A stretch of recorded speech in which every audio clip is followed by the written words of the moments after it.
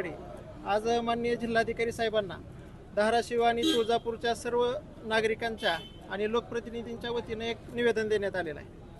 निवेदन असं दिलं आहे की आपल्या जिल्ह्यातले एक पत्रकार श्री सुनील ढेपे हे इल्लीगल पोर्टलवरून तुळजापूरच्या आणि तुळजापूरचे सन्माननीय लोकप्रतिनिधी राणादादांच्या बदनामीचं मागच्या 2-3 महिन्यापासून एक षडयंत्र रचून एका राजकीय कटाचा भाग होऊन ते ह्या सगळ्या तुळजाभवानी देवस्थानची तिथं होणाऱ्या विकास कामांची ते बदनामी करत आहेत आणि त्याचा निषेध म्हणून आज आम्ही आमच्या जिल्हाधिकाऱ्यांच्या नेतृत्वात आज जिल्हाधिकाऱ्यांना निवेदन दिलेलं आहे। याचा एक तर या धाराशिव लाईव्ह या चॅनलला धाराशिव लाईव्ह या नावानं मान्यताच नाही। सगळ्यात महत्त्वाचं म्हणजे याच्या मागं याचा बोलावता धनी कोण आहे हे ओळखलं पाहिजे। आज आम्ही जिल्हाधिकारी महोदयांना निवेदन दिलेलं आहे की याचा बोलावता धनी हुडकून काढा, त्यांचा CDR काढा। त्या CDR मधनं ह्यांचे देवाणघेवाण कोणाचे फोनचे होतात, कुणाचे फोन येतात जातात, कुणाच्या सांगण्यावरनं सन्मान्य राणाजगदीश पाटील साहेबांची बदनामी केली जाते हे तपासलं पाहिजे या प्रशासनानं। आणि याच्या प्रॉपर्टीची देखील चौकशी केली पाहिजे, ह्याचे उद्योग तपासले पाहिजेत। याचा एकही उद्योग नसताना हो पुण्यात बसून हा धाराशिव शहराची, धाराशिव जिल्ह्याची, तुळजापूरची बदनामी करत आहे। याच्या संदर्भात आज आम्ही निवेदन दिलं।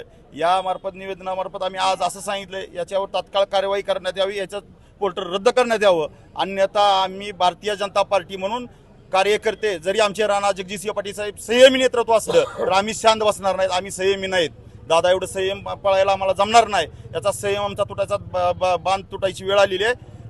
सन्माननीय जिल्हाधिकारी महोदयांनी याच्यावर तात्काळ कारवाई करावी। धन्यवाद।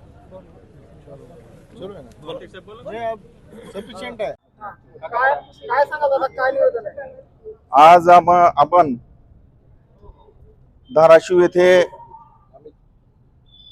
माननीय पोलीस अधीक्षक मॅडम यांना एक निवेदन दिलंय। धाराशिव लाईव्ह या पोर्टलचे संपादक सुनील ढेपे यांनी जो मागील 2-2.5 महिन्यांपासून केवळ आकसापोटी कुठलेही त्या ठिकाणी त्यांच्याकडे पुरावे नसताना सतत 2 महिने माननीय आमदार राणा जगदीश यांच्या त्यानं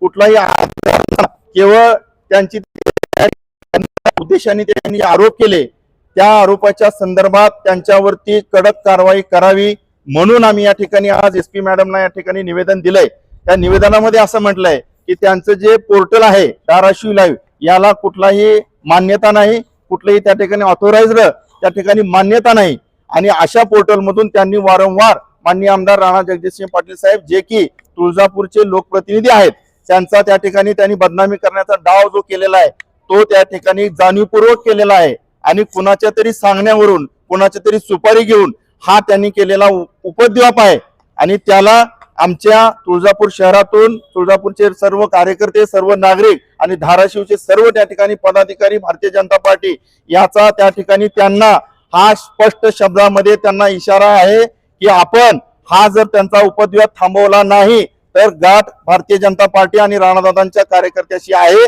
आपण आजही आणि प्रशासनाला सुद्धा आमची नम्र विनंती आहे की त्यांनी पोलीस प्रशासनाला सुद्धा वारंवार वेठी धरायचं काम केलेलं आहे।